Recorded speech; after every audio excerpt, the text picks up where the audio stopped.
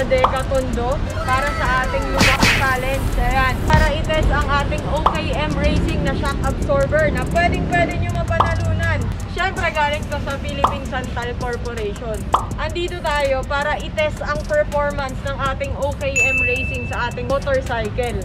So papakita natin sa inyo ngayon yung performance niya sa mga sudden na lubak na nadadaanan natin sa ating everyday ride. Pero syempre mga idol, wag natin itong gagayahin sa mga ride. So tara mga idol, samahan nyo ako.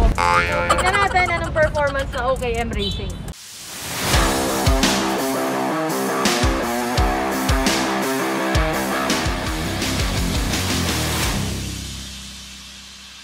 Simulan natin ang first challenge natin na continuous lubak dito sa tulay galing ng Balot-Tondo papunta dito sa Ugbo kung saan madaming food tripan at napakadami ding continuous na lubak. So tingnan natin ang performance ng OKM Racing shock absorber sa mga continuous na lubak na nadadaanan natin sa everyday nating biyahe.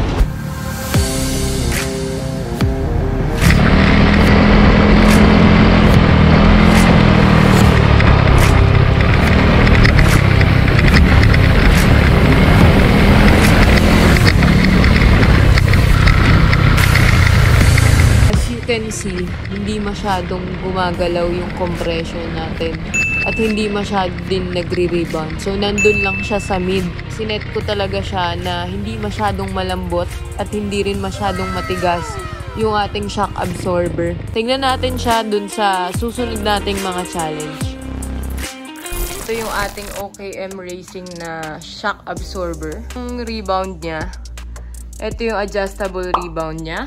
For faster and slower rebound. Ayan, so ito yung compression niya for softer and hard compression. So, itong OKM Racing natin na shock absorber, may baso. Use nito is to carry yung excess na load at saka excess na force na matatanggap nitong ating shock absorber.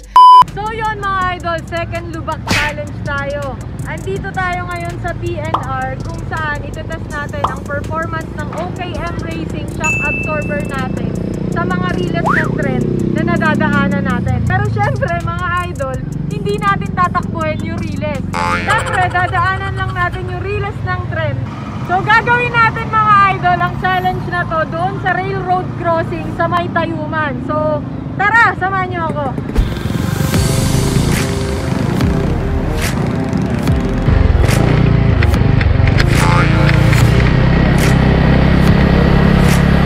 Medyo masakit pati sa break-up yung naramdaman ko. Nakita nyo naman sa performance ng ating OKM Racing, napakaganda nung pagkukompress niya at pagbalik niya dun sa riding position natin. Nandito tayo ngayon mga idol sa Almeda Street, Tayuman, Manila, kung saan napakadaming humps ang nadadaanan ko. Tingnan natin ngayon ang performance ng OKM Racing shock absorber natin sa continuous na humps.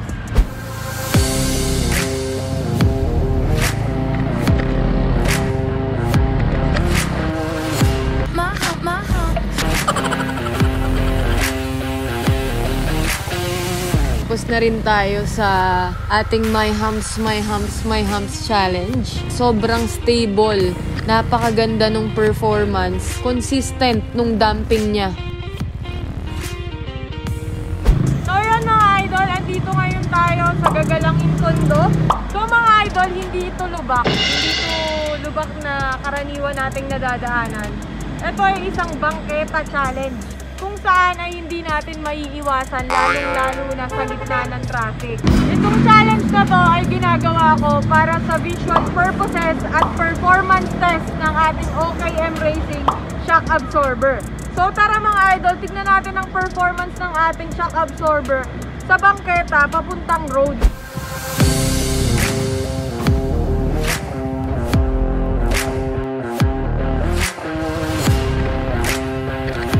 So yun mga idol, mission accomplished tayo.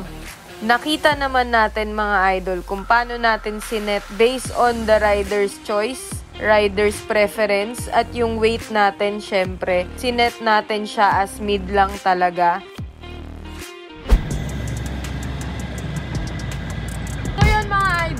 Tapos na rin ang challenge natin, ang lubak challenge natin finally. Dahil medyo masakit na. Ako nang nasasaktan para sa aking MC. At sa nakita nyo naman, okay na okay ang performance ng OKM Racing Shock Absorber natin para sa akin. Compare lalo dun sa stock na shock ko na nagamit dati. So again, thank you so much Philippine Santal Corporation para sa aking napaka-solid na OKM Racing Shock Absorber na to. After ng video na to, ipapakita natin kung sinong nanalo sa ating raffle ng OKM Racing Shock Absorber. So yun mga idol, huwag natin kalimutan, please like, share, and subscribe to my page. It's Idol Moto. So yun mga idol, ride safe, keep safe, stay safe sa atin lahat.